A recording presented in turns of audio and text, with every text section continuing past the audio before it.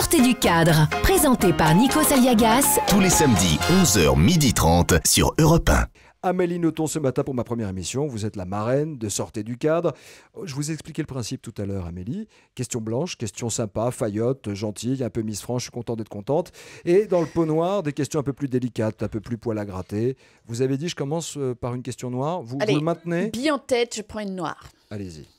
Alors, vous employez l'expression accoucher d'un livre. Alors, lequel de vos livres serait né par péridurale? Aucun. Aucun, je les vis tous très fort. Ce sont des accouchements difficiles. C'est toujours très difficile de mettre au monde un livre et en même temps, il n'y a rien de plus génial au monde. Vous savez que là, devant vous, je suis enceinte du 80e. Vous vous rendez compte? Et vous en écrivez que vous ne publiez pas, en fait. Bah oui, j'en ai publié 24 ou 23 et je suis enceinte du 80e. Donc les chiffres parlent. Ils sont où ces livres? Ils sont dans des boîtes à chaussures à Bruxelles, dans mon appartement. Mais vous les destinez à être publiés? Non, j'ai déjà écrit mon testament. Qu'est-ce que vous dites dans mon testament, je dis en cas de décès, comme si je pouvais éviter de mourir. En cas de décès, je veux qu'on ne les publie pas. Alors ça me pose un vrai problème parce que comment faire pour ne pas... Pourquoi vous les gardez alors? Parce que ce sont mes enfants. Ce sont mes enfants au même titre que les autres. Cela dit, je suis protégée pendant 50 ans ou 75 ans après mon décès, tout va bien.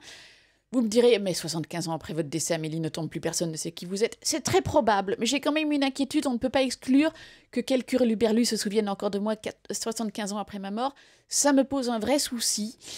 Du coup, j'ai stipulé dans mon testament, je veux qu'à ma mort, mes manuscrits non publiés soient coulés dans un bloc de résine. Parce qu'il n'y a rien qui protège votre œuvre comme un bloc de résine. Benabar. Renoir, parce que je suis un fou. Vous êtes fou, Bruno, mais qu'est-ce qui vous arrive? Votre soutien à Ségolène Royal en 2007... une blanche.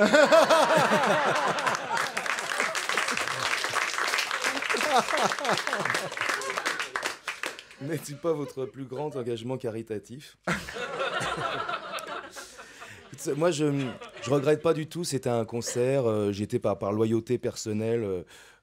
je ne sais plus si je le referai aujourd'hui. Elle est ministre aujourd'hui, donc voilà, oui, c'était une bonne chose pour vous. Oui. C'est pour ça que j'ai servi à quelque chose, ça a été plus tard. Quoi.